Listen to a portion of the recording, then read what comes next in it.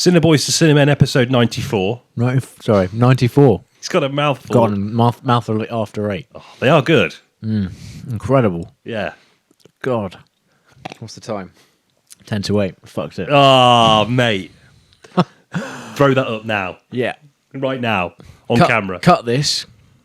I'm going to go and we'll come back. No, I want you to throw it up on yourself. Oh, on camera. Yeah. So the rest of the podcast would be caked in vomit. Hope you're well wherever you are, whatever you're doing. Sorry, yes. This week, diemylove. Yes. Lynne Ramsay, back. Yeah, back after a reasonably long hiatus, I'd say. Yeah, was the last film You Were Never Really Here? Yep, 2017. And then There is a gap, to be fair. Yeah. I think she's done a couple of shorts in the interim. And she was going to direct Jane Got a Gun. That didn't work out. Right. For various reasons. I think she was going through a divorce. And I think she has had a bit of a history battling with studios, but in pre-production. Yeah, that doesn't surprise me. Fair play to her, because a lot of And directors... I don't mean that negatively. I just mean that when you're coming up against studios with the kind of style that she has, which we'll go into obviously later on in the discussion, you can understand why she has to have that fight, because oh, mate, absolutely. Yeah. studios, they're not as hot on the kind of, I guess, more the kind of storytelling that is open to the viewer being able to sort of superimpose himself onto the kind of worlds and characters that she creates. I mean, a studio is going to take one look at that very idea and be like, nope. Absolutely not. Can I sell a lunchbox? Is there any way I can tie this into a McDonald's milkshake thing? Diemylove milkshake. Yeah, I would get one of them. Yeah. I would absolutely buy it.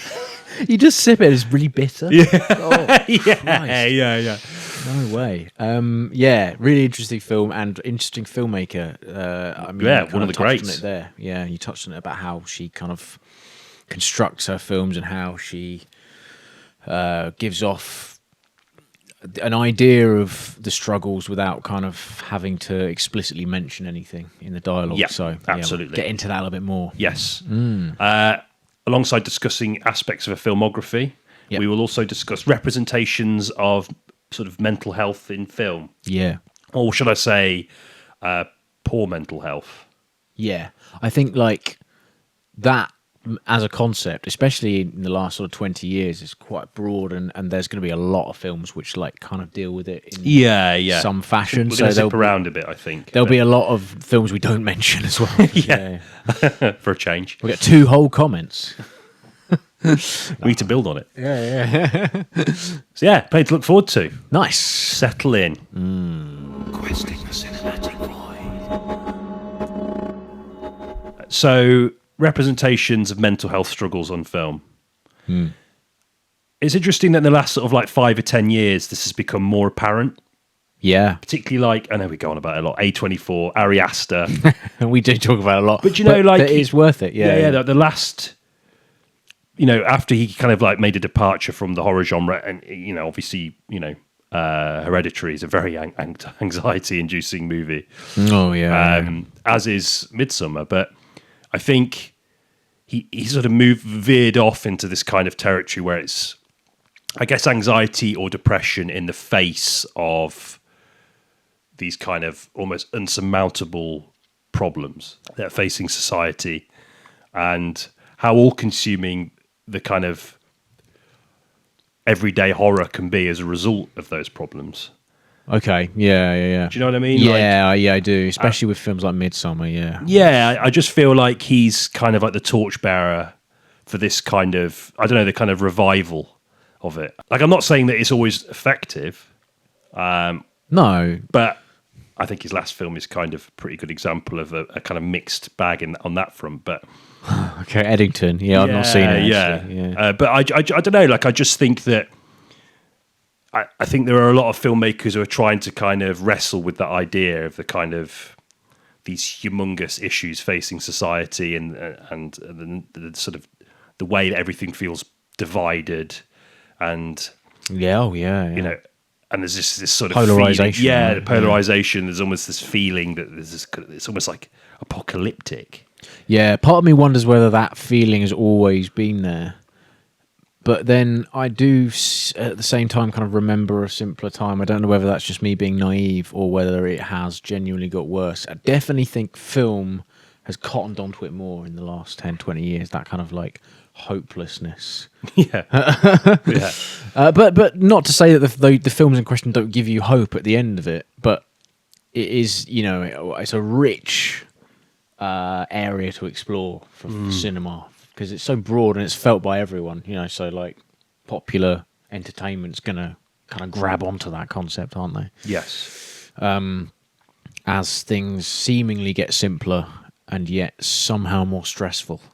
I don't know. I think maybe that might be where you might be going with that idea. Yeah, I think so. Yeah.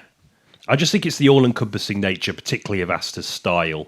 I don't know, like it feels like I think he's kind of one of the more upfront examples of what you were just saying, Yeah, okay. I mean, in the case of Midsommar, it's probably little bit more subdued than it is in like comparatively. I mean, to like Beau is Afraid, for example. Oh yeah. Beau is Afraid. Joaquin Phoenix. Joaquin Phoenix is a good actor to employ if you want to, explore that side of humanity. Yeah. I'm thinking, like, off the top of my head, one of Lynne Ramsay's films, You Were Never Really Here, which I watched last night, and then Joker, and then Beau Was Afraid. Like, I think he liked playing those characters. Of course. Her's a really interesting one, actually, and you don't really feel the depression until the end. No. Because it's kind of elation. Is the majority of that film is elation, and it's only at the end where is it Julianne Moore? Yeah. That he sort of sat on that roof and you kind of realise... Was it Amy Adams? It's Amy Adams, sorry. Yeah. I've got the redheads mixed up. It's not good. No. Yeah, but... It's not. No, wait, so it is Julianne Moore. No, it's not. Julianne Adams is on the roof, Joaquin Phoenix. And they're both devastated and really, really, really upset. And I don't know. There's that moment where you kind of realise just how lonely they both are. Yeah, and how... Yeah. The that kind of that initial feeling of like hope and elation that the technology gives them, kind of outgrows them and leaves them behind. Yes, and leaves them kind of almost. I mean, my memory of the film. It's been a while since I've seen her, and I guess it's something that obviously Spike Jonze had kind of envisaged. The way that our relationship with technology would go, as it sort of stops just being kind of something that supplements our life and makes it easier, but also something that kind of seeks to cure our ever-increasing loneliness, which is in part due to technology. And almost kind of like fill the gaps that really only other human beings can fill.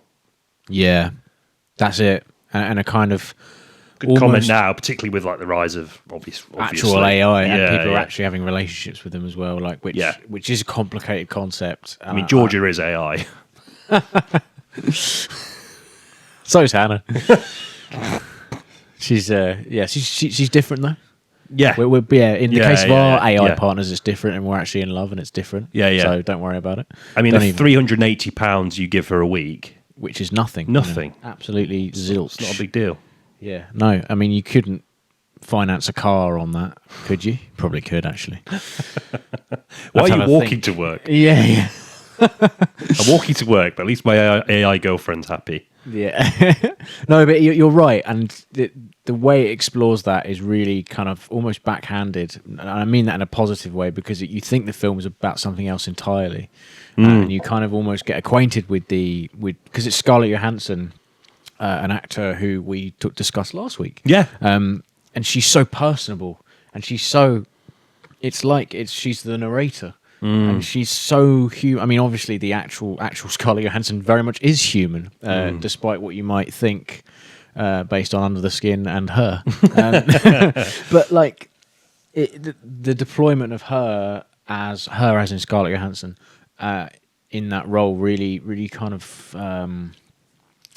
It sort of disarms you, and then when you realise when she leaves, it's sort of you kind of realise what a farce it's all been, and how heavily reliant he's been on this piece of technology that's just like artifice, right? And in the very like literal sense of the word, and and it's just heartbreaking, and not heartbreaking in the sense that it makes you angry about the way technology is going. It just makes you sad.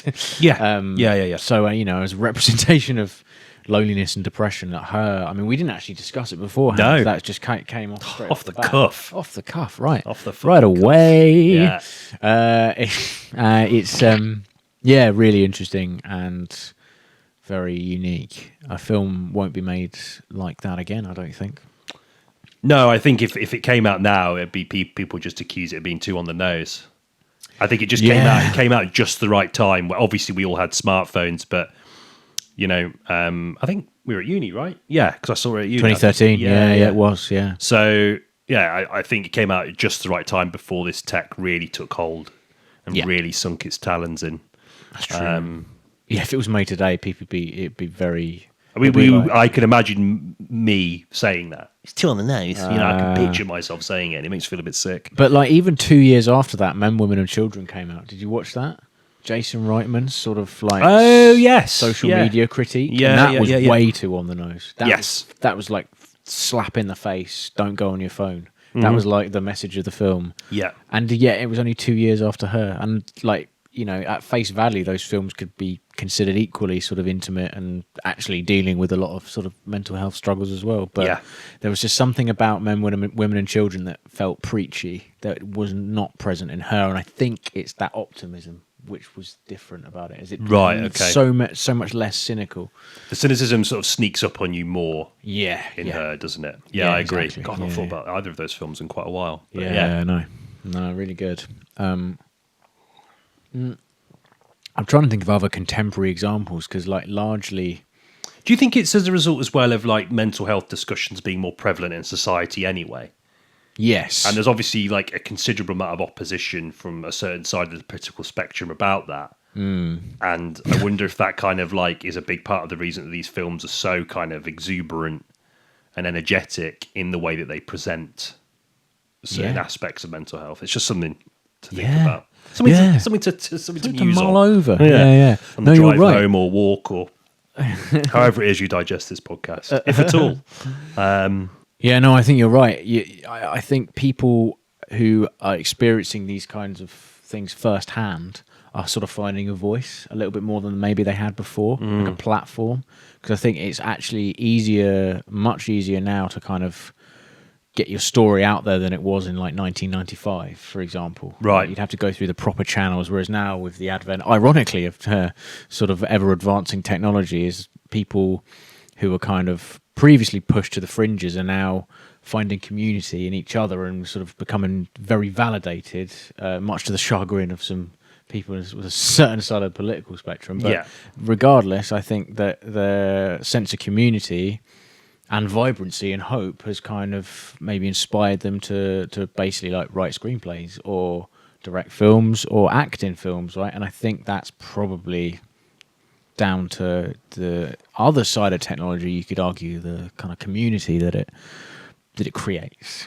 Yeah, I think the schisms are really apparent. Again, to go back to Astor's films, Bear's Afraid is all about that, right? And the sort of lengths that the powers that be go to kind of like try and push any kind of concern into the darkness that it itself has created. It's very interesting. I don't know, like it feels that that's almost sort of central to it. Beau's Afraid, it's a very the examples in Beau's Afraid are very kind of extreme because you have the people living in the woods, don't you, who are meant to kind of represent the sort of a pure way of life, sense of community and stuff. I kind of admired it for that, actually. I need to watch it again. We did a podcast on it. I remember being very mixed on it at the time, but the first 40 minutes I absolutely loved. And then it kind of... I didn't dislike the film, although I can't remember what I said whenever that episode was done. It did lose its way. I think it just kind of got lost in everything. It became... I think the Oedipal thing, I didn't really get on with that a great deal. Because it's hard to get on with. Well, I was going to say, that's where I disagree. I love it. Bit of the film. I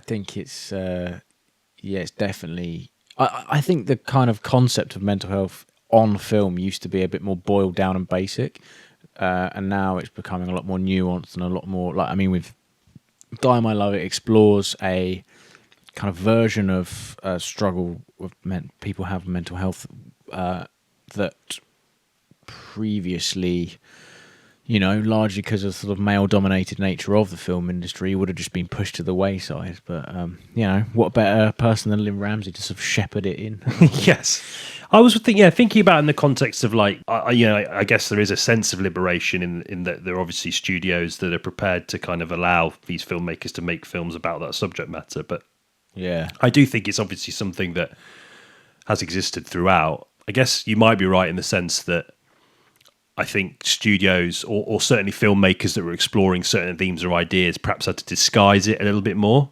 Yeah. I'm not thinking so much like, obviously, like the new Hollywood of the 70s, like Taxi Drivers, obviously a film about, PTSD. sort of PTSD, the sort of post-Vietnam, or very much in amongst the Vietnam malaise. That side of it is so that, it's very much there, but I think if you sort of go even further back, like, I know I mentioned him quite a lot, but, Douglas Sirk's a great example. He made like sweeping melodramas.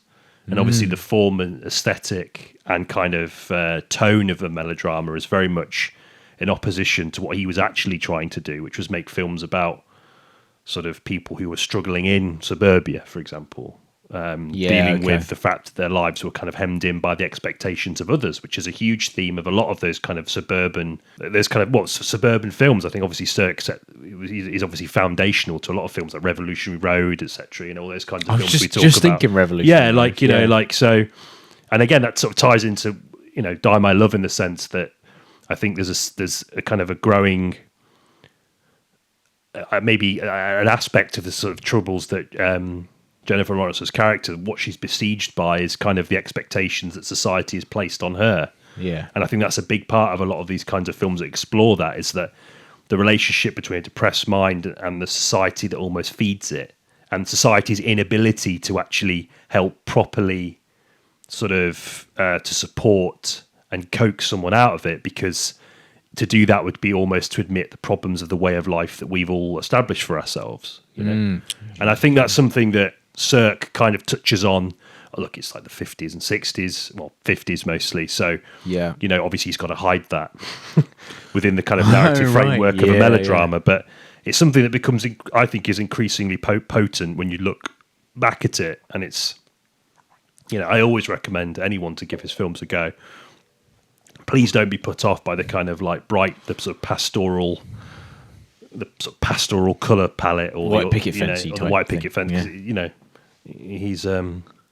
He's great for that. And I don't know. It just came to mind when you were thinking about when you were saying about how it is obviously something that's a much bigger theme. But then anxiety is such a big theme culturally, like in literature as well. Like it's almost like this kind of feeling of, again, what we said about the idea of a kind of an unknowable, almost inconceivable sort of mess. Yeah. It seems to be sort of grinding to an inevitable, horrifying conclusion. And I think a lot of these kind of figures in culture's response to that is to kind of try and distill it. Yeah. Funnily enough, what you just said, the kind of tangled mess going to a kind of frighteningly sort of unfathomable conclusion, basically sums up diemylove a little bit. Yeah. Yeah. No, you're right.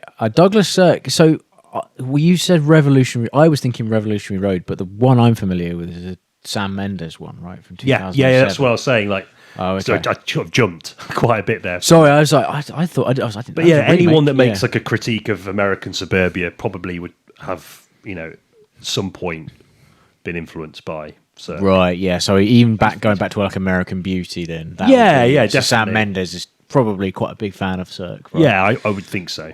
Yeah, it's very difficult to kind of outmaneuver his shadow, especially in that setting. Is it kind of like Kubrick with 2001? You just if you make a sci-fi, you're sort of beholden to it. Yeah, yeah. It's very difficult. Yeah, you can't. You just bump into it. Yeah. Oh man, yeah. I have to look into him a little bit more. I'm not hugely familiar with his work personally, but there's a kind of bubbling underbelly of discontent. That sounds quite rich.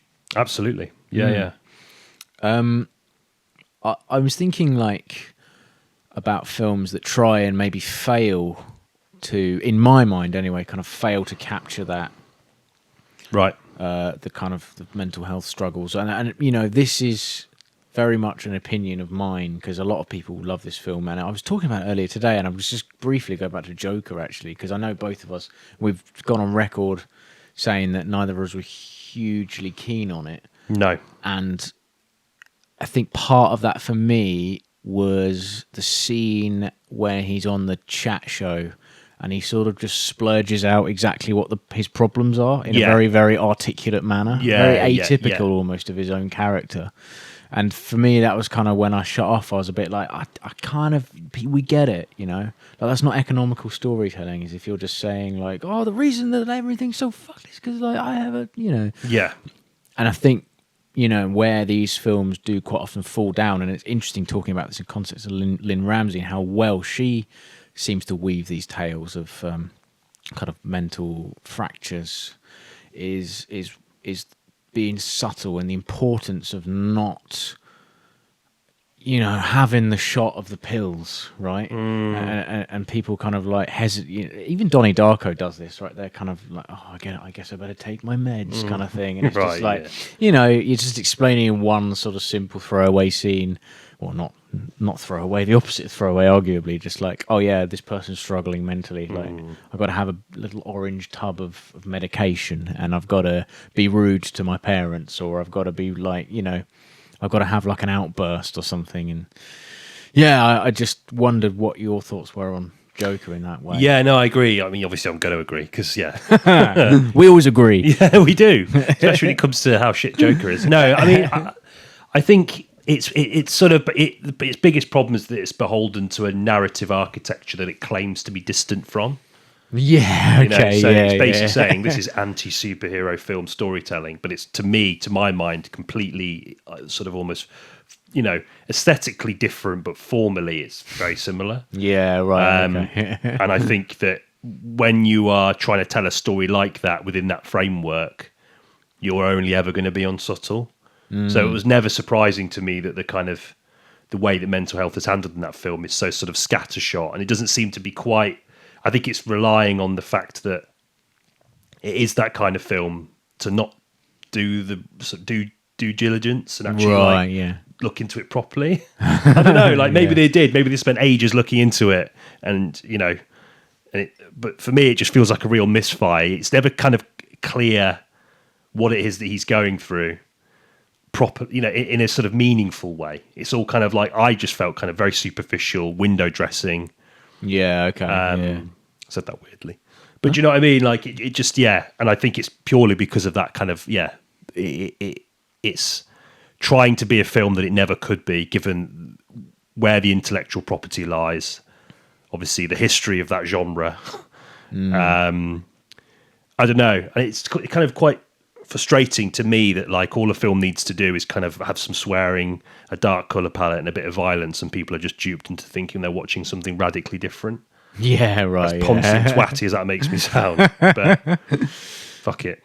Yeah, no, it's interesting. Yeah, that's. I mean, I think we probably talked about. Don't push us anymore. We won't be pushed. Yeah, It's just like, oh, okay. It's Made almost $1 as if billion. yeah, it's like a violent uprising. If I don't know. Like, because like broadly speaking, you can kind of like, if you were to hear the themes in passing, you'd think, oh, that's you know, that could be, I could sort of get on board with that. The idea of kind of exploring the kind of wealth divide and how that creates, you know, a mental health crisis that then manifests into deeper, sort of more worrying social or socioeconomic issues. But, you know, I also just think it was terrible like, doing that. And as I've said before, just sort of ended up becoming a rallying cry for neckbeards. Right. Yeah, no, that's totally, yeah. I think kind of, again, on the flip side of that, you look at a film, we were talking about this a little bit before, I think we've talked about, have we talked about Von Trier on this podcast before? I'm sure he's popped. He must have popped up, yeah. But Melancholia, that is a film, I think, that is a wonderful example of having the sort of theme of, it is effectively just depression. And yeah, so he did this entire trilogy centered around depression. The best of which, in my mind, is Nymphomaniac. I bet it is, you dirty bastard. Volumes 1 and 2. No, I actually have a lot of problems with Nymphomaniac. I was going to say, you just watch it for the sex scenes. That's basically both films in their entirety. That's kind of it. Yeah, it's so overwhelming that it's difficult to kind of get on board with anything else the film's offering. No, it's Melancholia, which is like, I think the thing that it succeeds in more than anything else is the numbness that I think depression can have on people, that kind of numbing effect. And it's not manic, it's actually very subdued, and it's very under the hood. So especially at the beginning, which is her wedding day, Kirsten Dunst's character is functioning seemingly very normally, and there's little sort of nuggets of unusual behaviour. She kind of goes outside at one point and looks up at the stars on her own, and as the film goes on, and as this sort of sci-fi premise gets attached to it, this planet's getting closer, she is kind of going through this horrible, like really extreme form of depression, but extreme in the sense that it literally numbs her to nothingness at one point. It's a physiological affliction as much as it is of the mind, right? Yeah. Am I right in thinking, I mean, it's been a long time. I remember when I think I watched it with Georgia, and I think Dale as well. Oh, wow. Shout out to Dale. Quite. And I think all three of us were kind of like, fucking hell. Ooh, it's heavy. You know? Yeah. But am I right in thinking that the sort of the apocalyptic event is almost relief for her? Yes, the idea. I think. I mean, you can interpret his films in many different ways, but like my thinking of it is, as this planet is approaching closer and closer, and the world is coming to terms with their inevitable doom and demise, her state of mind is actually, it kind of acts favourably on that scenario. Right, that kind of self-destructive attitude is kind of, she's kind of almost elated by it, and there's a bit at the very end where it's kind of very insular. It's kind of 3 or 4 characters really, and Charlotte Gainsbourg is led out onto a field and by Kirsten Dunst to watch the planet crash into Earth, and everyone else is like kind of really, really affronted by the existential demise, and she is like quite happy about it and quite content, and it's the first time in the film where you feel like she is feeling okay. It's a really horrible message, and I mean Von Trier has been very forthcoming about his own struggles with depression, so and you can sort of tell that he wrote it in a sort of period of very kind of intense sort of kind of self-destructive attitude, I think, because it is, I mean, despite the fact that the film becomes weirdly more positive because it's Kirsten Dunst is very much the front center of it, it is actually a very sort of like troubling message, I think, ultimately, that the fact that a planet is going to crash into Earth and kill us all and we should be pleased about it it's not a nice way to think at all. It speaks to the kind of insular nature of depression, though, doesn't it, I guess, and how you know how much it kind of almost superimposes a kind of darkness over the kind of environment and the people that inhabit it, and how certain you are of everything as well. Yes, and how certain you are of how you feel in that moment, I guess. No, it's a great film, and I think you're right about the kind of the way in which Von Trier conveys that cinematically is critical. Yeah, you know, and I think this is what we're talking about when we made reference to Lynne Ramsay's struggles with studios. Like it's the commitment to those kind of techniques that are so often at odds with kind of more mainstream Hollywood filmmaking practices. Very much in the spirit of Joker, right? We slag it off of that, but formally, there's nothing particularly inventive about it apart from a dark color palette. You know, Whereas Von Trier and Ramsay, as we'll discuss later, they spend a lot of time allowing the kind of the very nature of the movement of the camera itself to sort of, it's almost like the energy that radiates from the characters is dictating how the camera moves. Yeah, oh yeah, definitely. And I just think that's not something that's easily done. No. That you're right. There's almost like a real heaviness to it. Yeah, you're right. Actually, yeah, it's a fair bit handheld, but it's that weird handheld. It's almost as if the camera weighs as much as a car.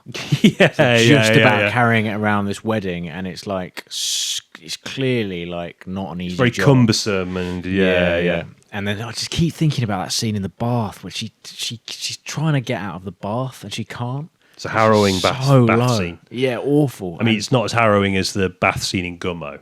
Oh Jesus! With the bacon taped to the side of the And he's just eating pasta. Yeah, Yeah, that's pretty horrible. yeah. Gummo almost fits into the sort of. I kind of put them into the same category as like Ratcatcher and Yeah. I mean, Gummo's a lot weirder, but it's the same kind of vibe. I think so. Yeah. Just oh mate, I forgot about that. Bath Sorry, I scene. completely derailed you there. Sorry. No. It's. I mean, you should watch Melancholia if you haven't seen it. You have to be in the right frame of mind, I think. But it is really interesting as a film, and it's quite engaging despite its subject matter. Visually, really interesting as well. Like it just sort of explores. People's varying reactions to an apocalyptic event, really, including at the forefront and center of it, someone who's struggling with a huge depressive episode. Yeah, really good. Good cast as well. Yeah. Probably wouldn't be made today, I don't imagine. I don't know, maybe. Maybe I'm wrong, actually. One of the sort of smaller studios would pick it up. That's true, yeah. I think, would it? I don't know what it was. I think it was Artificial Eye. I have that DVD. Yes, with so do I. The They've green. got the Blu-ray. Oh, what? Can't believe it. I've only got the DVD. How dare you out melancholia me? Just checking here. Checking to the visual viewers will notice we are. I think I have anyway. I don't know. It's there somewhere. Yeah. There's a lot of money I pissed up the wall behind this. Well, and just wait. One of these episodes is going to skyrocket, and we're going to make a fortune. And then Justify all of this. I haven't seen any of them. I haven't seen a film in years. They're actually all just stuffed with Peter Andre concert tapes that I shot myself. I'm just too embarrassed to admit it. Can I borrow this? Ooh. I actually have to go and buy this Blu-ray from Criterion. I'll be back. Yeah. Melancholia definitely. I mean, you have to sort of mention it when we're talking about these kinds of films, really. I think, absolutely. Yeah, it's rare that. I think in that same week, I'm sure it was like every a few days that Dale was staying over when we lived in our flat, and we watched that. And I think like a day later we watched Bone Tomahawk. Jesus Christ, that's a fucking heavy couple of movies. Like, I love them both. I bloody love Bone Tomahawk. But fucking hell, I mean, Bone Tomahawk. Another film when the credits roll, you're like, oh my god, fucking hell, you know that, and then you put like Requiem for a Dream on. Jesus Christ, yeah. I mean, that's crazy. I love it. I would have, I have had weekends like that as well. Where I've just watched a succession of really, really bleak films. Sort of oppressive films for different reasons, but stark, I guess, in comparison. yeah.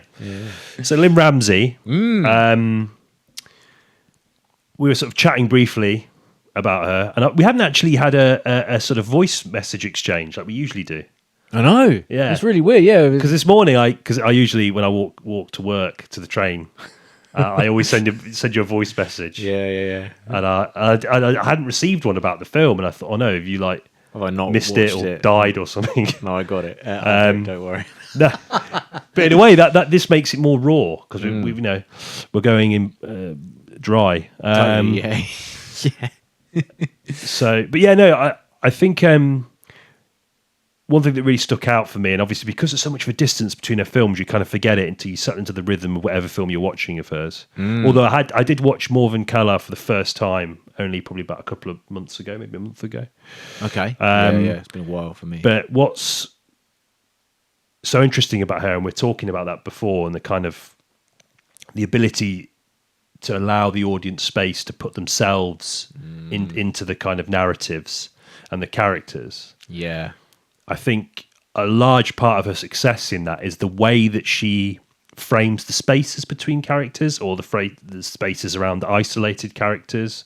Yeah, she's got a real uncanny ability just to communicate so much in those spaces between, them and their environment. particularly, something in Morverncallar really stood out for me was there's a couple of like party sequences. There's actually quite a few in the film, starting with the parties that she has in Morverncallar in Scotland, and then obviously in Spain. In Spain, yeah. There's always this kind of sense of just, isolated, even when surrounded by people, Oh, yeah. And I think that's something that she is particularly adept at. Yeah. And I just think that you never quite, even though like her narratives I was thinking this, funny enough, I was on the toilet before we started. That's not a reflection of what I think about her or the films, but her narratives, if you think about it, there's something quite weirdly kind of like strangely conventional at first glance. Yeah. Oh, totally. Like, yeah. there's almost something quite Coen Brothers about it. If you were to sort of say, I like Morverncallar, like okay. woman's partner, long-term partner, aspiring writer dies. Yeah. And then she just kind of like, and she lives off him, through him, as he decomposes in their flat. Yeah. That's quite a Coen Brothers-y thing. Oh, totally. In a way. Yeah. But it's the way that she does it, the way that she approaches it. Like you said, and I think it's the best way to describe her, she gives very, very little away. Yep. So even if her narratives are kind of, if they evoke people like the Coen Brothers, or they make you feel like they're going to be more like action-packed, they're definitely not going to be like that. Yeah. No, you're totally right. And I think Diemylove is a really, really great example of that. And actually, You Were Never Really Here, which initially you press play and you're like, right, bog standard hitman fare. Yeah. Literally, like first 10 minutes, you're like, okay, this is actually quite conventional. But then what happens is somehow she just sort of takes away bits of narrative, I think, that you're meant to be privy to in a more conventional film, and replaces it with just like scenes of him talking to his mum, or like scenes of him walking to an office or something. Yeah, or just him chatting to someone who's giving him a job and eating jelly beans. And like somehow she constructs this really like very three-dimensional, very tragic, and very very interesting character out of it. And you're left with, like, by the end, it's like you feel like you really, really know them, and you really know what they've gone through, and then the plot becomes almost meaningless by the end. I think definitely in the case of You're Never Really Here. And yeah, I managed to talk to the chap who I mentioned in the previous episode, right? He worked on Diemylove. His name's Elliot. Very, very nice guy. I worked with him.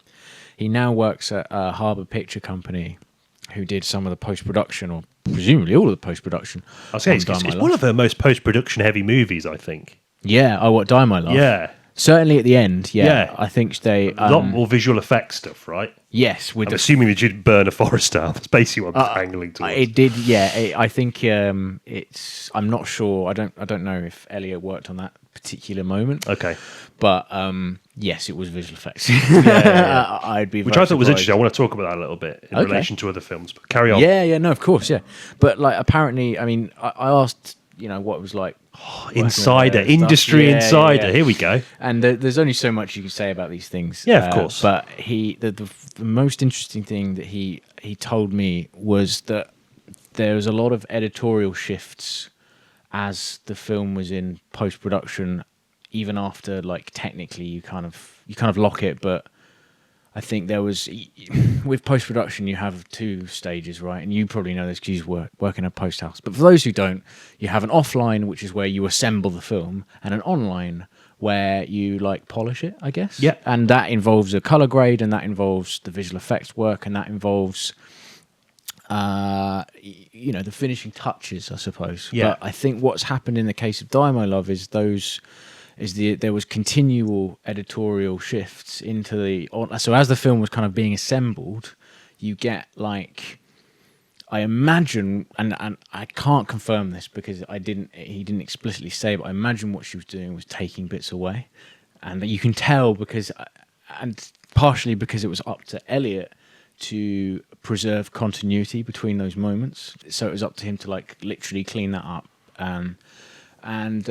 So I think what's happened here is she is removing things. That's interesting. So I think Yeah. she might, and I can't confirm this, but what I imagine is happening is she's starting with actually quite a conventional narrative and is Right. taking things away. Yeah. So that is, I mean, and then having heard that and watching You Were Never Really Here, I was like, I kind of think that is what is going on. Yeah. Ties into what we were saying, right? Conventional sounding narratives. There's almost like trappings of genre, expectations of what that come with that. Yeah, I like that. That's an interesting idea. I really hope that. I really hope that that's the case. And Do you reckon that's part of the reason? Obviously, we're straying further and further into our interpretation of this now. yeah. So but I just wonder, is that where the difficulty with studios lies? Do you think? I think so. And So it's not just in the end product, but the kind of process of, because obviously you have to shoot that, right? Yeah, so you're yeah. shooting. time is money, right? And Yeah. it's more or less Jennifer Lawrence, Robert Pattinson on screen, which in a kind of money person's eyes is going to be troublesome if you're taking it away. Yeah, the marketing has been really heavy on that, hasn't it? Yes, yeah. Almost somewhat to the detriment. And I they both seem like quite.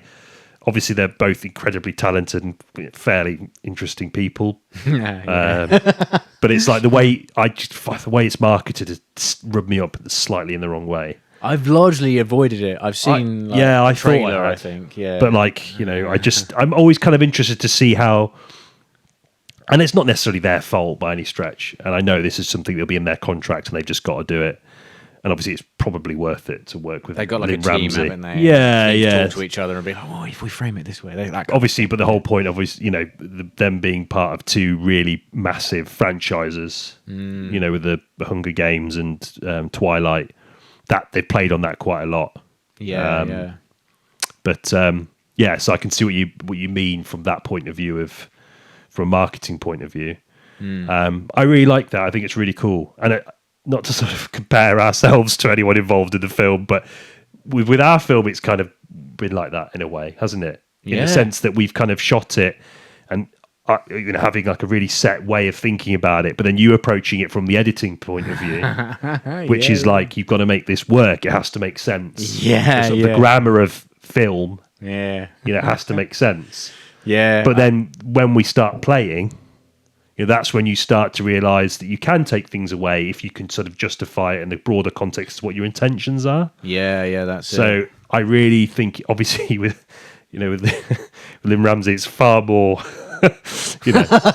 Oh well, we compare ourselves to Lynne. Yeah, I know. I'm worried No. that's what people will think by mentioning what we're doing. The process is the same, But right? yeah, no, You're finding the film in the edit, which is, I mean, I've never worked on anything where the intention has remained the same. Yeah. Before and after cutting something together, and I've only ever worked on like either my own stuff or, I don't know, like someone's sort of stag do video or whatever. But nonetheless, like the intention is sort of there. I just think it's a really fascinating way to approach that, and to almost, and I think again that allows that the audience to imprint themselves on the narrative. If you take away the hand holding, the audience has to connect the dots, and it invites them to participate more on a deeper level than they would do with the kind of familiar approach to like narrative.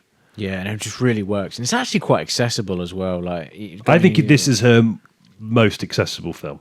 Yeah, okay. I'd say like this, and probably maybe like You Were Never Really Here. I think is because that still carries the sort of Hitman-y type. The quite popular thinking back to like In Bruges, right through to like Kill List, and I think there was a spate of those sort of Hitman-y type films that became quite popular, and it's sort of embedding them in something else. Yeah, to kind of bring them away from it. Yes, absolutely, and she does that, especially in the kind of final 20 minutes of that film. There's an excellent scene where he sort of buries his mum in a lake, and fills his pockets up with stones, and kind of wants to go. Hers or his? Both. Oh, really? Yeah. I can't remember that. I can remember going into the water with his mum. Yeah, and he sees like a vision of this girl who's been trafficked and decides to swim back up again. It's an amazing moment with this amazing Johnny Greenwood score. Oh yes, I think a collaborator of hers, I believe. Yeah, I mean, I don't know who did the score for this one actually. Maybe it wasn't him this time. I'm not sure, but I don't know. I always think Johnny Greenwood is a collaborator with whoever he works on. And seems to be working on more than one at a time. But, just a really nice ambient moment in a film, which, like on paper, probably felt pretty run of the mill, I should say. And yeah, diemylove is the same. Like it has a floatiness to it. I'd say it's sort of got a slipstream that you have to get into. Do you know, I don't know. I know what you mean. Yeah. And there are moments which are really, really bolstered in a low-key way by this sort of low ambient drone, which, I mean, good for the Midwest for a start, 'cause it's very sparse, isn't it? And which is another thing I think works to the film's benefit, is the sort of sparsity of the surroundings. I think again, if you think like morverncallar, again, it's quite, a sort of a Scottish seaside town. Yeah. Transitioning to Spain, and then she ends up sort of traveling into rural Spain. It's this love of kind of different, and it's amazing that her sort of approach to exterior spaces, it's so adaptable to so many different landscapes. You know what I mean? It's interesting because there's almost an element of her style which is kind of like social realist. Totally. Totally. Like Ratcatcher, probably the most out of all of her films. Morverncallar as well. I think certainly the opening of Morverncallar. The handheld, the closeness. Her films are very tactile. You're very, again, it's the spaces, the energy that radiates from the characters. It's just, but it's like you said, it's never sort of directly inferred. It's never sort of directly. You're not instructed to think, oh, the character's doing this because of this or feeling this because of that. It's kind of all in the service of kind of not knowing. Yes, because there's the only time in diemylove where the words postnatal depression are uttered. It gets met with a rebuttal from Jennifer Lawrence's character, Grace. And it's the only time it's ever mentioned, and she like brushes it off. She's like, nah. She just like refuses to acknowledge it as a thing in her life. Obviously, she is experiencing it. Yeah. But she's actually in a state of mind largely influenced, I think, by the postnatal depression. But she's numb. She's sort of numb to social norms. I think so, and it's also the way in which it's framed to her, because so many different sort of female characters who have all had children and presumably sort of endured their own difficulties. There's almost this fear to admit negativity about it. Yeah, because it always seems to me, and again, this is someone that is on the outside of all of this. It seems to me that there is being a parent. I think it's a very judgmental space. I think a lot of people measure their own successes and against others, particularly in the realm of parenting. I wouldn't do that with my child. iPad in a restaurant, all that kind of stuff. Right, and I think that it's almost as if you've got to be the best version of yourself all the time. And I get the impression with her character, particularly with a lot of the women that are kind of like her age, like Sissy Spacek's character, I think there's kind of I think there's a part of her that obviously just wants to be honest, but kind of feels like she can't because she's more scared of where sort of Jennifer Lawrence's character's mental health is. So to be too honest is almost a fear, but with everyone else, it's almost like when they're saying to her, oh, it's difficult raising children, you go a bit mad. It's like, it's kind of like superficial, surface level. There's no real intent to sit and go, it's fucking shit, I hate it. It's really difficult. It doesn't mean you're not a great parent or a great mum or you're doing a great job. It's just, I guess it's like the way in which, I guess it's, how your identity changes. You have someone that's entirely dependent on you and you alone. Yep. And that's what you're there for, almost. It must feel like, I imagine, from conversations I've had with people that have had children or are currently raising young babies, it seems, and obviously, and that's the expectation that's placed on you. And it's almost as if people are supposed to be like really happy about it all the time, and Yeah. to admit like seriously that you're not always happy about it is almost like a crime. Yeah. Because it goes against the kind of like live, laugh, love adjacent driftwood sort of synthesize things into shitty, happy comment culture that we live in. Do you know what I mean? It's all worth it. Oh, it's all worth it. Do you know what I in the mean? Though, end. like, and that must be so. I mean, I find that oppressive anyway. Yeah. Imagine having that and having to deal with having a kid and having all this other shit going on and having to deal with these kind of airheaded remarks that do nothing for anyone. They don't, they're not insightful or. No, it's just kind of a kind of scrap of relatability. It's a that they're perfunctory remark without. Yeah. But it's also, I felt anyway, looking it through the lens of her character, I think she finds all of that quite dishonest. Yeah, and she's actively seeking to sort of disrupt that, isn't she? Like, I'm thinking the bit where she just takes her dress off in the living room, goes and jumps in the swimming pool. She's kind of like, she has no time for these people at all. She doesn't really give a shit about. She doesn't care about what they think about what she does. No. And like the whole time, whenever someone's having a conversation with her, she's just looking at the ground, and she's like getting assaulted by all this kind of, like you say, this perfunctory, like, oh, it's quite difficult, isn't it? And also, I get the impression that all of those characters are in a better economic situation than she is. Right. Yeah. And you kind of, there's that kind of weird, like, sort of 50s, actually, that kind of like 50s housewifey bake a cake for your husband kind of thing going on. And she's just like, oh my God, is this like, are we still here? Like, are we still, can I not just like, and the only time she gets to express herself in the film is when she's either on her own or in the car. And I think she tries very hard to express herself honestly to her husband, Robert Pattinson, partner turned husband. And the way he acts is very like, he's poorly equipped. He can't deal with it. He's trying his best, but at the same time he's not a very nice guy in the sense that he's not faithful, or it's heavily implied that he's having a lot of affairs, and also he's kind of tapped into that the mentality of just like, oh, you just got to get on with it. But for blokes, it must be much easier to. We go back to work and we're just like, oh, how have you been? Oh, is it? I know it's difficult, isn't it? That kind of thing. Lynne Ramsay had a child in 2015, so I mean, I don't know whether she went through that. Am I right in thinking she wrote the screenplay? I know it's based on a. She co-wrote it with two other people, I believe. Okay, right. It's based on either a play or a novel. Should have looked this up. It's a novel. Yeah. Oh, good. Thank God. We got our the research. one scrap of research that I've done. Yeah. Watch it not be. Yeah. No, I did really get on with it in that way. I agree. I think it's with that. Yeah. I think there's a magical realism to some of the scenes as well, particularly the scenes at night. The kind of blue hues. It reminded me of that bit in Ratcatcher where the mouse on the balloon goes into space. And it kind of becomes a bit jovial for a bit. Yeah. And there are moments like that in this film with like, like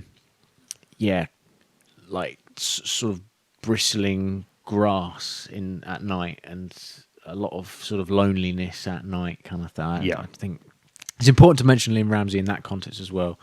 There's some like interesting things she does with light and transitions that I was like, I mean, for me, that's like, that's like where my kind of far away. Yeah, that's really good. And she gets incarcerated at one point, and there's a kind of very trippy sort of flashback moment. Oh yeah, which I really admired. And I think that's another thing about Lynne Ramsay. She's not afraid to steer into the kind of realm of the unreal, I suppose. I'm thinking the end of You Were Never Really Here, he gets shot in the head in a restaurant and nobody bats an eyelid, and then it just cuts, and all of a sudden the blood's gone and he just gets up again. It's like, whoa. Really. And she's not, I think her foundation is social realism, but she's not afraid to take it elsewhere. Yeah, I think definitely. I think it is foundational, but she definitely it moves away from it.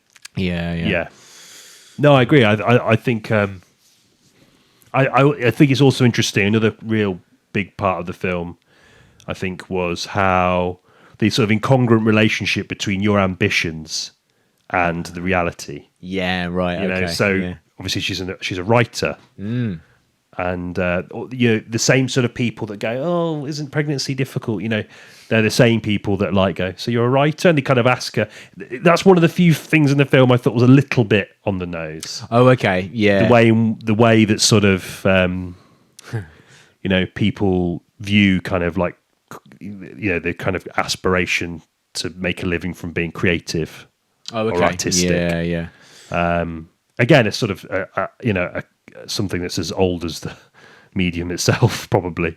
Oh, but I mean, writers writing about writer's block is like one of the most cliche things. Yeah. You have but to there's be still really so much in careful. it, like Barton Fink. Yeah, definitely. Or adaptation, or Of course, yeah. There's still a lot of. I don't know why the first thing that came to my head was spunk in Limitless. it. Yeah. Have you seen Limitless? I've sort of got a bit of that in it. Yeah. I don't know why that was the first thing. I was like, "Ooh, a film about a writer and having writer's block, Limitless."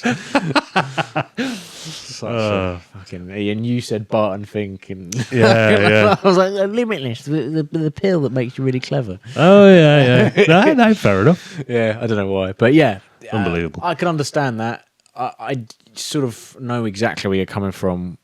I think had the film had a scene where she was like slumped against a typewriter, that would have done it for me. The closest it gets is where she's got like an ink and then breast milk leaks onto it. Oh, from her yes. exposed breast, which I thought was quite an interesting way to convey that kind of the way in which this kind of this sort of sleep deprived. Again, you're there to serve.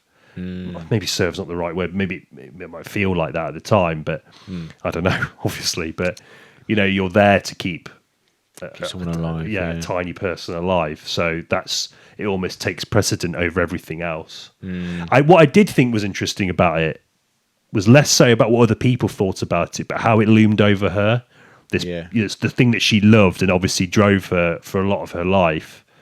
Is now it haunts her in spectral fashion. It's like, and she almost says, I'm not a writer anymore. Do you know what I mean? It's like, yeah, right, yeah. And I think we've all been there with like our hobbies and passions, particularly when you have like jobs or responsibilities that obviously are at the time more important and seemingly come thick and fast enough for it to feel like you're never going to get round to the thing that you tell people at like parties and wedding tables that you like.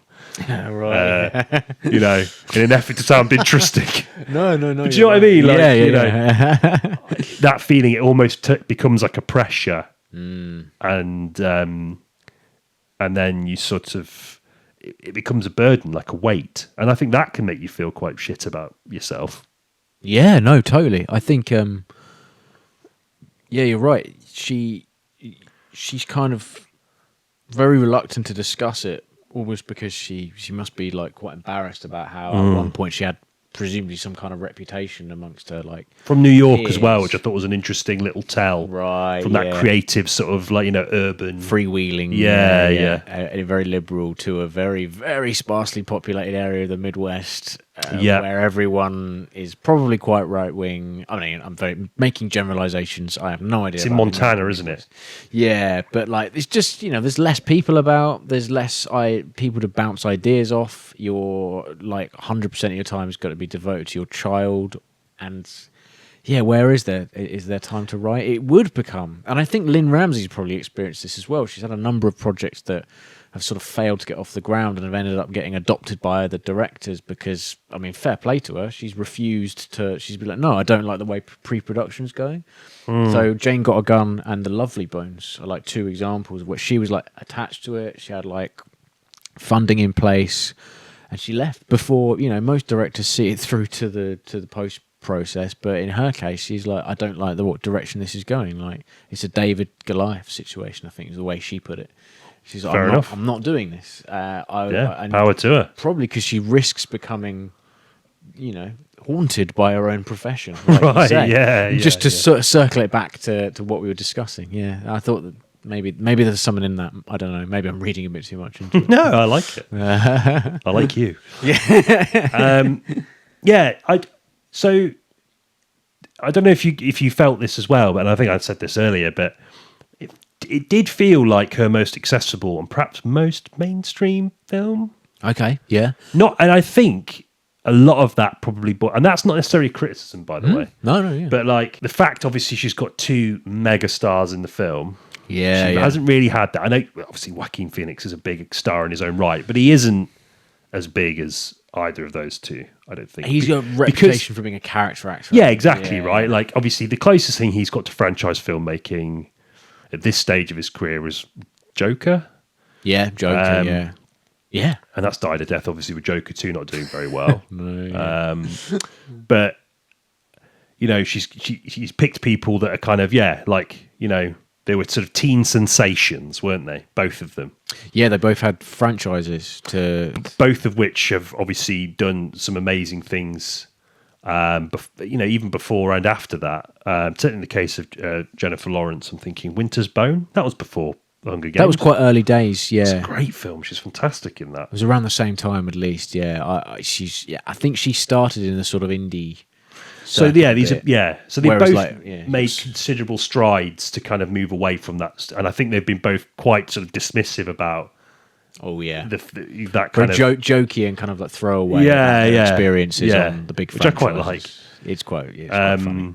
But yeah, no, I just think maybe that's a big part of why I thought that. And I remember reading an interview with or a bit of an interview because I'd not seen the film, so I was like, "What am I doing?" and stopped. But Lynne Ramsay herself said she's kind of was quite surprised by how like Jennifer Lawrence was fast she was prepared to go in the performance, like licking the window. I don't think was in the script or whatever. She just did that, you know. So I think it's almost like that's what drives the performance is those random acts of just very primal. Yeah, it's kind of very primal performances. It's almost like, you know, there's something about the kind of way in which that kind of headspace kind of it's almost like a de-evolutionary condition almost that strips you back to your the base desires and wants and needs, and that kind of like tactile style of filmmaking really kind of worked really well with that kind of those kind of performances. But yeah, no, I just wondered what you thought about that in terms of, is it a fair comment to say that it feels more mainstream? Is it just because of the actors involved, or is there something formally perhaps that's more familiar than her other films? I think there are certain aspects of her other films which are more mainstream than this one. Probably narratively speaking, I think the cast and the sort of, it's quite popular to shoot on like old lenses at the moment. So the visual stylings of it are perhaps. I thought that element of it as well. Yeah, kind of again that kind of 133 heightened sort of realist, the sort of, you know, you got this sort of realist feel, but a lot of kind of fantastical imagery. Yeah, it's a lens that sort of it's there's a circular. It's in vogue. Yeah, very much in vogue, as is the 133. Well, like Robert Eggers kickstarted it, right? He did The Lighthouse with the tall aspect ratio because, I mean, how can you shoot a lighthouse where there's letterbox? So, and I think a lot of filmmakers I admire as well have done I that. love it, actually. Yeah, it's funny because I went to see it a few days ago and at the Watershed, actually. And and obviously the screen goes to reflect the kind of, and I heard a few people go, "Oh," it kind of just made me laugh. Like, what's going on here? and then you're like, "Oh, was this it? Is this the size of the screen?" Like, Netflix wouldn't do this, would they? probably They not. probably would actually, just to kind of jump on the bandwagon, I suppose. But no, I think A bigotry dig there. No, yeah, I think it does benefit from that, like kind of. I mean, Boxy, the idea is intimate, closer, intimate, and also quite oppressive as well. I think, like you're forced into a very narrow way of thinking, absolutely, and I think Grace in this is kind of forced into the same way. You know, that's a justification for the aspect ratio, anyway. But you are right. I think in some ways it's her most accessible. I think it's definitely her most marketable, because of the star power and because of the really interesting visual motif of a burning forest. I think Just does it. If I see a poster with a burning forest on it, I'm like, I'm going to go watch that. That looks really interesting. How are they going to deploy the burning forest as a metaphor and also a narrative device? And at the end of this, I was like, oh, Here we go. Yes, thank you, Lynn. Again, as well, touched on this earlier, but the use of more visual effects as well. Yeah, I mean, That might be a part of it. Yeah. That feeling of that kind of, not that, again, not necessarily criticism, but Yeah, no, you're right. I mean, I think sometimes it's like a safety thing, whereas in like 2005, for example, they probably would have had to have set a forest set on fire. There would have been like risks associated with that. Nowadays, I think I can't imagine that making, it's not exactly something that would endear people to the film, is it either? No, I mean it would be controlled, and you probably Just have to from like a plant kind of, stuff. Yeah, it's not a good look. No. Yeah. Nowadays, You get away with it like an Apocalypse Now, for example, like the opening, Oh yeah, like napalming a jungle, yeah. Fuck, I found that was. or at least making it look like that. But Oh no, I think that the Philippines. Yeah. They said yes to a lot of stuff. I think with that, like, oh, yeah, whereabouts? Yeah, crack on. Then we got loads of it. Don't even worry about it. No, yeah, I think that element of it, yeah, for sure, it kind of brings it into that realm naturally, just because you associate that kind of visual effects with more familiar fare. familiar mainstream, and there's only so many ways you can do fire. So I imagine the company. It was good though. It was Looked good, yeah. good. Really, yeah. I think you could slightly tell, yeah, but not enough for me to think, it's pulled me out. It didn't take me out of it. Like, I think you can do fire pretty well these days, but you're never going to have. Because Expendables 4. Oh my god! Spend 4 balls. Oh, that was some shoddy. But like, just the thing about this particular sequence is the only thing it didn't have was like when you light a fire, it interacts with literally everything around it. Yeah. Like its influences would be spread across the frame. And I imagine they were working with plates. Maybe I should ask Elliot, actually. I don't know. I imagine they were working with plates where it was just like just a normal forest, and they had to just track all the fire in, and like, I mean, they did a fucking good job. I could never do that. I'd spend like 12 months getting half as good a result as that. I'm not selling myself, really, am I? Yeah, as far as visual CVs go. Yeah, it's not great. Yeah. Why am I here? Maybe I should. I'm going to crudely kind of cut into this. Yeah, maybe just do it like the whole one, just like edit us like we're on fire. The whole time. Yeah, you'll see this coming out next year. I finally finished rendering all the files. Yeah, no, sorry, again back to it. I think like just because I watched You Were Never Really Here yesterday, like the first 10-15 minutes of that are like very, very normal, I suppose. She's tricking you because it's not a normal film at all. It's a very insular, very kind of meditative film. Same with Ratcatcher. Same with morverncallar. Morverncallar, isn't it? Yeah. I mean, I'm. It's been a while for me. Since I watched that. I mean, my pronunciation is probably inhibited by the fact that I'm not Scottish. So, of course, yeah, Samantha Morton. Mm-hmm. I always think of her as the precog from Minority Report. Anyway, as she's famously known. Yeah. No, it's funny because when I came out of the cinema, I really liked it a lot, but I did feel like it was formally for me initially. I was like, this is quite. Not predictable. That's not the right word, but I was kind of I'm not sure. But hearing you talk about how that process of like taking things away and almost like situating narratives with things that might be familiar, because it's like there are lots of films about this at the moment. Yeah, or within a genre or whatever. But there's still a lot of, she's playing with a lot of those things and using them to her advantage. So thinking about that now, my kind of initial kind of knee-jerk reaction of thinking, is this a little bit too... Yeah, right. Is actually been largely dispelled. So no, I think ultimately, who we need, and this is quite a grim thought really, but we need to talk to someone who's had like postnatal depression, I think, and get their take on it, because like we're never going to experience that. And I'd be really curious to see how realistic it is, or how faithful it is. Not even necessarily realistic, but like how faithful it is to the feeling of having it.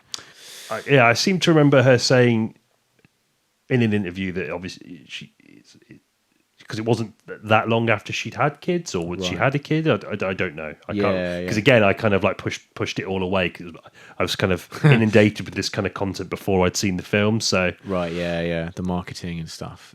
So I guess, obviously she's going to have a much clearer idea of it than we would. Oh Christ, yeah, definitely, yeah. And the direction she went with it's really interesting. Like, because I think also it can bring a film into the realm of ridiculous when you almost like performance art, when you have someone like crawling around on all fours with a knife and kind of acting out in that fashion. But I don't know why, but it sort of really worked in this film, and you kind of buy it, and it's not without reason, and it's not just for the sake of trying to be kind of arty and interesting and unusual. If the narrative was more linear, those scenes would have been a problem. Yeah. Oh yeah, definitely. I would have been. It would have been naff.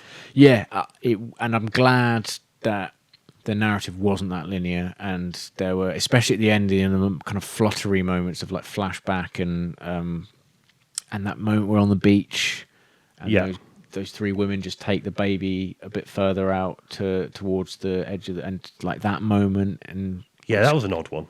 I really liked the fact that they get married, and it's almost like Ramsay flirting with the idea of a kind of like conclusion.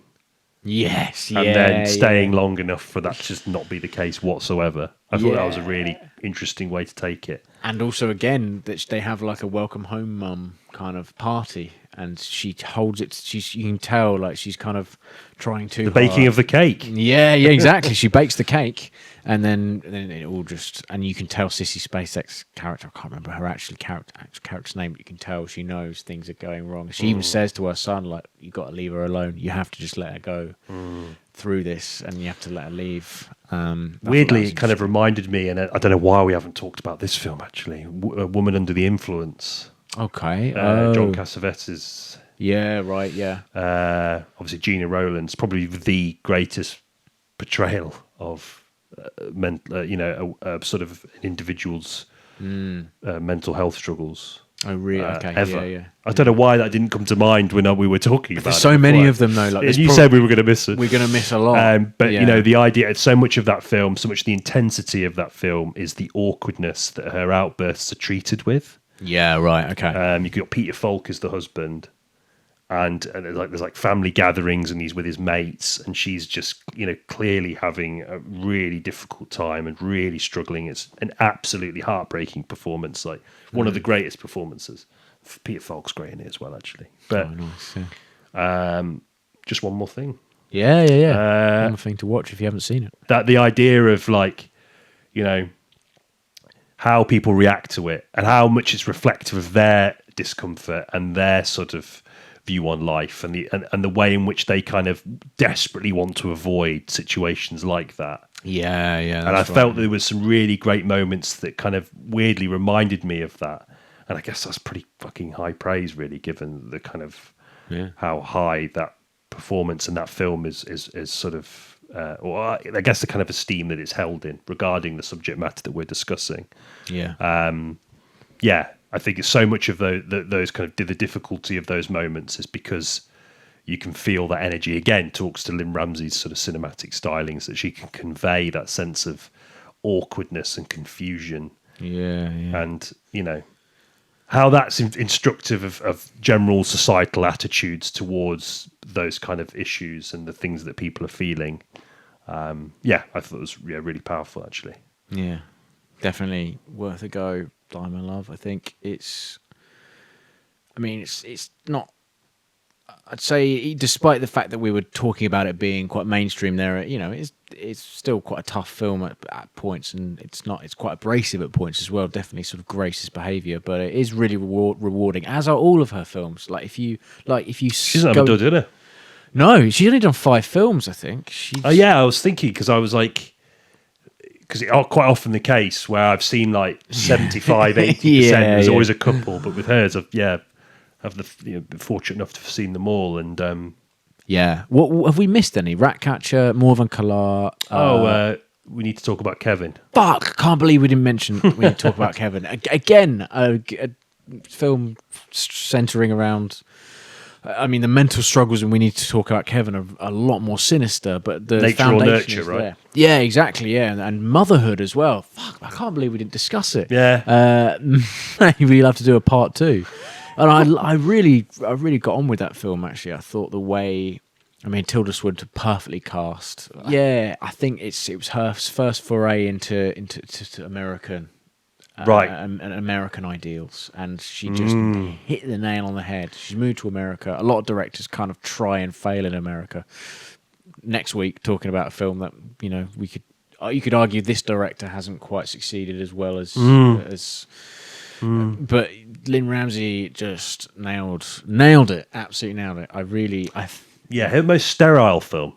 Yeah, definitely. Really interesting cold. how that kind of space, again, fucking how many times we said that, the talk of the space that she utilizes in the films, that is totally different vibe. Yeah. Arguably the kind of, it might be the one film that's it's the most separate from her others in that sense. I think so. Not to its, I don't mean that to its detriment either. It's largely set in one house, and it doesn't really move away from that setting unless it really needs to. And John C. Reilly. John C. Reilly plays God, a very lovable dad in it. Yeah. And that's the problem, is he's so lovable. Yeah. And this sort of psychopathic tendencies of his son is he kind of recognizes that in order for my dad to be none the wiser about my actual behavior, I need to pretend to be warm and fuzzy and friendly like my dad, and he's just not. And such a unique little movie. Not even little, like it was very successful, but we just totally missed that. I can't believe it. I have a lot to say about we need to talk about Kevin. Good that we squeezed it in at the end, Yeah, I guess. yeah, absolutely. Better to be there than not at all. If you're listening, Lynn, we got all 5. She's not listening. Oh, man. Outro. Questing the cinematic void. There we have it then. I was just thinking, it's about time we did a mental health episode on this podcast. Seems to be the way, doesn't it? A lot of these kind of podcasts go that way, maybe with an effort to get a kind of Huel partnership. Oh, Yeah. lucrative. Maybe, yeah. That'd be quite. I would we're say listening. no to Huel. I mean, I've never tried it, but I associate it with lots of things that are shit.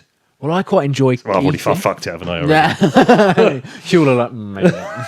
Yeah, the whole way through they're like, good. Oh, yeah, so I close. spaffed it. I just like meals. Like, I enjoy the ritual.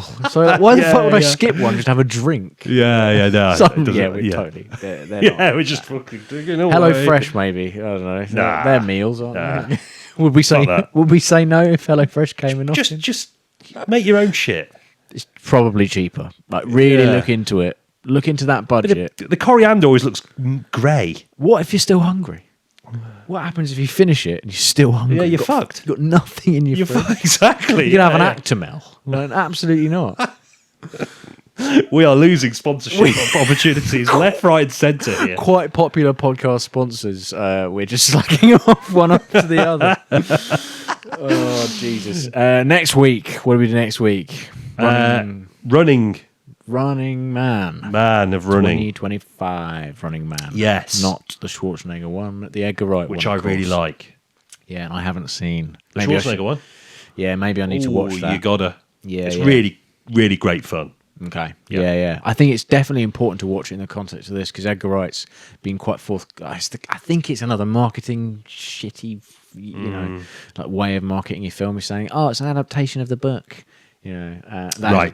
But it's not a Well, remake. they've re-released the book, haven't they, with Glenn Powell's face on it? Have they? Are they accredited it to Stephen King or Richard Bachman, the alias? Oh, that's a good point. I don't know. Because he pen named, and he just to prove that he's actually a good writer. It's not just name alone. I always think that. Yeah, intrigued by it. I mean, Edgar Wright is obviously Shaun of the Dead, Hot Fuzz. Obviously Knockout. Yeah. Real lightning in bottles. Yes, agreed. Yeah. And I think, obviously, I know everything with certain cast members has kind of knocked Baby Driver a little bit, I think. Oh, fucking hell, yeah, that film's really unfortunate. Yes. It really hasn't. Yeah. Just immediately aged. Fire that casting agent. Yeah. No, but you know what I mean? Like, that's obviously not impacted the film, but it's still a very good movie. Since then, I don't know. Yeah. The response to this has been mixed. We'll discuss it next week, but I used to be a huge fan, largely because of Alfie, because he was a great admirer of Edgar Wright's as well. And at that point, the track record was flawless. And so throughout university, we were real champions of him. He's very much of that ilk, and I don't mean this in a way to disparage him, but he is like a sort of film student, A-level sort of film student, or like uni film student, sort of like.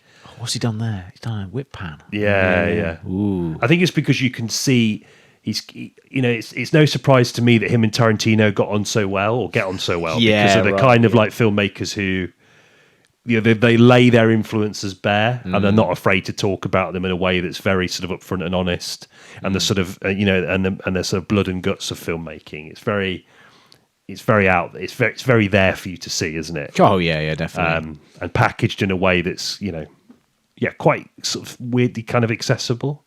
Oh yeah, very. Oh, Scott accessible. Pilgrim as well. I liked Scott Pilgrim actually. Yeah, I like Scott Pilgrim. Yeah, I think that film occupies an interesting space in terms of its audience and who it's trying to market itself to. That's true. Yeah.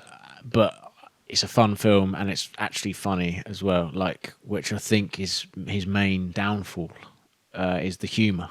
And how badly the humour has descended from the dizzying heights of Shaun of the Dead and Hot Fuzz. But we'll talk about that next week. Maybe I'm wrong. I might try and rewatch Last Night in Soho. I haven't seen it, so I will be watching it. Yeah, really curious to know what your thoughts are about it. Because, I mean, you're a big fan of Giallo, aren't you? Yeah. So the influence of Giallo is like laid bare in that. Right, okay. So, yeah. All this next week. Homework. Yeah. But the fun kind. Can't wait to tell you next week that I haven't watched any of them. You've actually been really busy. Yeah. Making Or have film. I? Probably not. Getting really acquainted with my ceiling. Staring into the middle distance. Anyway, thank you for getting to the end of the episode as always. Thank you. And we'll catch you in the next one. Cheers. Take Take it it easy. Look after yourself. Bye. Cheers.